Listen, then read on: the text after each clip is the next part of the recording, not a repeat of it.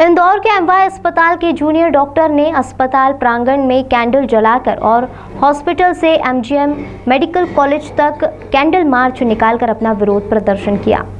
दरअसल पिछले 3 दिनों से लगातार पूरे प्रदेश में जूनियर डॉक्टर्स की हड़ताल जारी है। ऐसे में अब तक सरकार ने उनकी मांगे नहीं मानी है। जूनियर डॉक्टर का कहना है कि सरकार ने उनकी 4 प्रमुख मांगे मान ली है, जिनमें स्टाइपेंड और सुरक्षा शामिल है, लेकिन अभी तक सरकार ने कोई लिखित आदेश जारी नहीं किए गए हैं।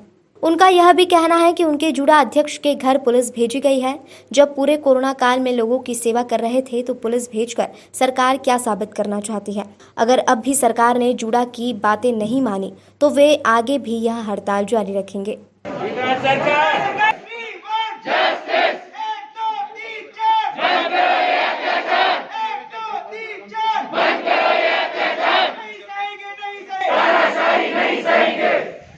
अभी तो अंगड़ाई है, आगे और लड़ाई है। हम लोगों को वोकल होना पड़ रहा है क्योंकि सरकार अभी भी तीसरा दिन खत्म होने को आया है, लेकिन सरकार की तरफ से अभी भी बातचीत की पहल नहीं हुई है।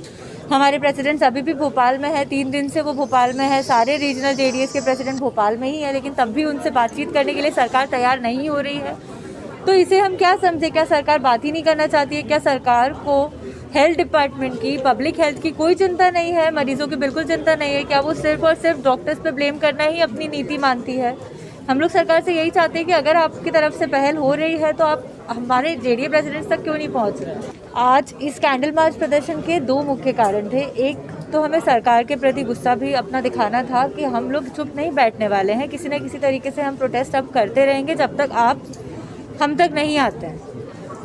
और दूसरा, एक बहुत ही ख़राब इंसिडेंट है असम में, जहाँ पे डॉक्टर के ऊपर हमला हुआ है। कोविड में पोस्टेड डॉक्टर थे जिन्होंने एक ऑलरेडी जो कॉम्प्रोमाइज़ हालत में आया था पेशेंट, उसकी मृत्यु का समाचार जब उसके परिवारजनों को दिया तो उन लोगों ने उसे इतनी बुरी तरीके से पीटा है कि आज उसे अस्पताल में भर्ती होने की ज़रूरत पड़ी है, जिसके वीडियोज़ आप चाहे तो सोशल मीडिया पर वायरल हो रहे हैं। आप प्लीज़ उस इंसिडेंट को बताइए।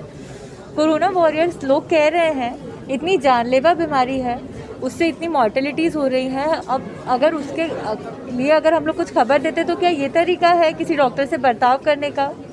अस्पताल आने का मतलब है कि मरीज़ एकदम अच्छा हो जाएगा? क्या आपने इतना वेट क्यों किया कि आपके मरीज़ की हालत इतनी ख़राब हो गई? और इसके लिए उस डॉक्टर की क्या गलती? क्या वो ड्यूटी पे था, ये उसकी गलती थी? इससे अच्छा तो वो ड्यूटी पर ही ना होता, वो अस्पताल में ही ना होता। क्या माना जाए, अब लगातार आश्वासन ही मिल रहा है और इसी का कारण है कि अब जब भी आश्वासन मिलता है जूनियर डॉक्टर्स काम पे चले जाते हैं, अपनी ड्यूटी पे लौट जाते हैं, लेकिन फिर वह आश्वासन की जो सीमा टूटती है तो फिर से उन्हें स्ट्राइक करना पड़ती है।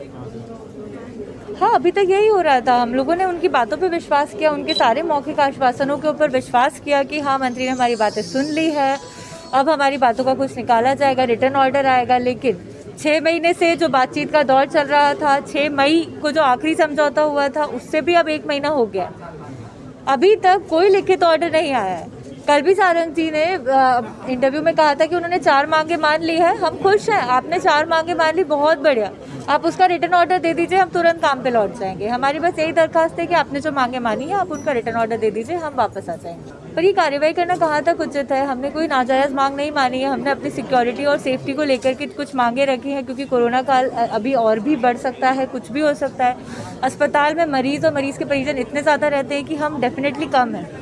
इतनी जानलेवा बीमारी है, परिवार आक्रोशित रहता है, हमारे ऊपर हमले होते हैं। इसको लेकर के हमने सुरक्षा की भी मांग करी थी, जिसको लेकर के अभी तक कुछ भी कदम नहीं उठाया जाता है। अगर ऐसे परिस्थिति में भी सरकार को दमन करना ज़्यादा उचित लगता है तो हम तैयार हैं।